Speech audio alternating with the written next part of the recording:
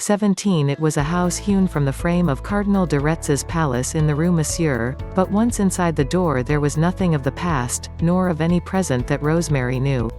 The outer shell, the masonry, seemed rather to enclose the future so that it was an electric-like shock, a definite nervous experience, perverted as a breakfast of oatmeal and hashish, to cross that threshold, if it could be so called, into the long hall of blue steel, silver gilt, and the myriad facets of many oddly beveled mirrors. The effect was unlike that of any part of the decorative arts exhibition, for there were people in it, not in front of it. Rosemary had the detached false and exalted feeling of being on a set, and she guessed that everyone else present had that feeling too.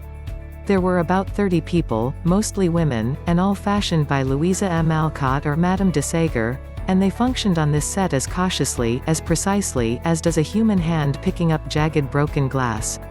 Neither individually nor as a crowd could they be said to dominate the environment, as one comes to dominate a work of art he may possess, no matter how esoteric. No one knew what this room meant because it was evolving into something else, becoming everything a room was not. To exist in it was as difficult as walking on a highly polished moving stairway, and no one could succeed at all save with the aforementioned qualities of a hand moving among broken glass, which qualities limited and defined the majority of those present. These were of two sorts. There were the Americans and English who had been dissipating all spring and summer, so that now everything they did had a purely nervous inspiration. They were very quiet and lethargic at certain hours, and then they exploded into sudden quarrels and breakdowns and seductions. The other class, who might be called the exploiters, was formed by the sponges, who were sober, serious people by comparison, with a purpose in life and no time for fooling. These kept their balance best in that environment, and what tone there was, beyond the apartment's novel organization of light values, came from them. The Frankenstein took down Dick and Rosemary at a gulp. It separated them immediately, and Rosemary suddenly discovered herself to be an insincere little person, living all in the upper registers of her throat and wishing the director would come.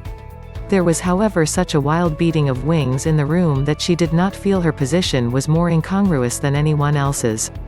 In addition, her training told, and after a series of semi-military turns, shifts, and marches she found herself presumably talking to a neat, slick girl with a lovely boy's face, but actually absorbed by a conversation taking place on a sort of gunmetal ladder diagonally opposite her and 4 feet away.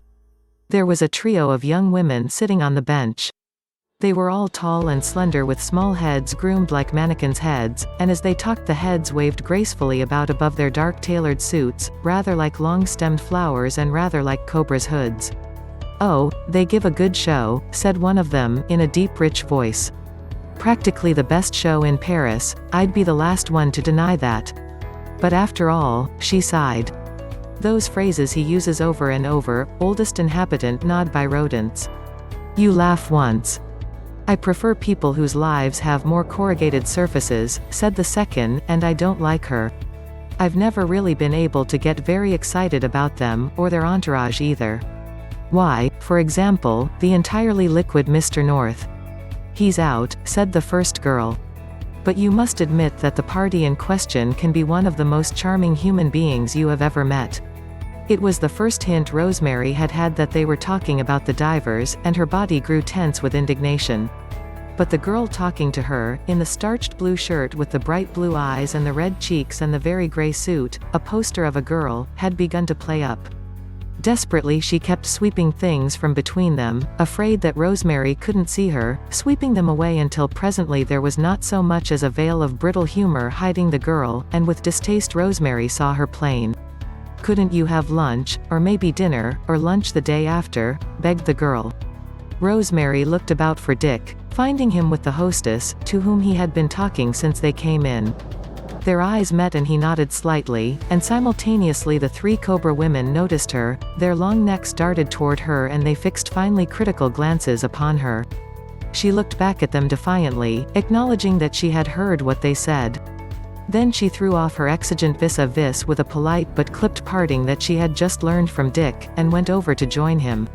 The hostess, she was another tall rich American girl, promenading insouciantly upon the national prosperity, was asking Dick innumerable questions about Goss's hotel, whither she evidently wanted to come, and battering persistently against his reluctance. Rosemary's presence reminded her that she had been recalcitrant as a hostess, and glancing about she said, "Have you met anyone amusing? Have you met Mr.?" Her eyes groped for a male who might interest Rosemary, but Dick said they must go. They left immediately, moving over the brief threshold of the future to the sudden past of the stone facade without. "Wasn't it terrible?" he said. "Terrible," she echoed obediently. "Rosemary?" she murmured. "What?" in an odd voice. "I feel terribly about this." She was shaken with audibly painful sobs. "Have you got a handkerchief?" she faltered. But there was little time to cry, and lovers now they fell ravenously on the quick seconds while outside the taxi windows the green and cream twilight faded, and the fire-red, gas blue, ghost green signs began to shine smokily through the tranquil rain. It was nearly 6, the streets were in movement, the bistros gleamed, the Place de la Concorde moved by in pink majesty as the cab turned north. They looked at each other at last, murmuring names that were a spell. Softly the two names lingered on the air, died away more slowly than other words, other names, slower than music in the mind. "I don't know what came over me last night," Rosemary said. "That glass of champagne? I've never done anything like that before. You simply said you loved me. I do love you, I can't change that." It was time for Rosemary to cry, so she cried a little in her handkerchief. "I'm afraid I'm in love with you," said Dick, "and that's not the best thing that could happen." Again the names, then they lurched together as if the taxi had swung them. Her breasts crushed flat against him, her mouth was all new and warm, owned in common. They stopped thinking with an almost painful relief, stopped seeing, they only breathed and sought each other. They were both in the gray gentle world of a mild hangover of fatigue when the nerves relax in bunches like piano strings, and crackle suddenly like wicker chairs. Nerves so raw and tender must surely join other nerves, lips to lips, breast to breast. They were still in the happier stage of love.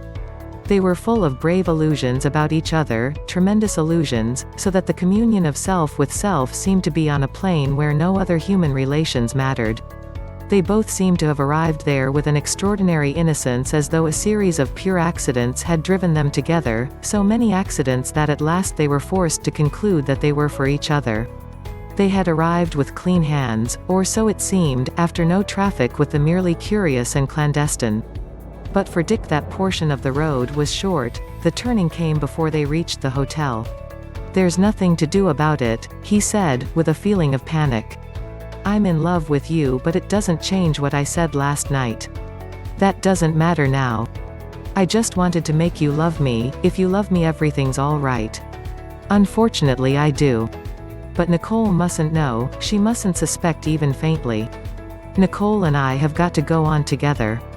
In a way that's more important than just wanting to go on. Kiss me once more." He kissed her, but momentarily he had left her.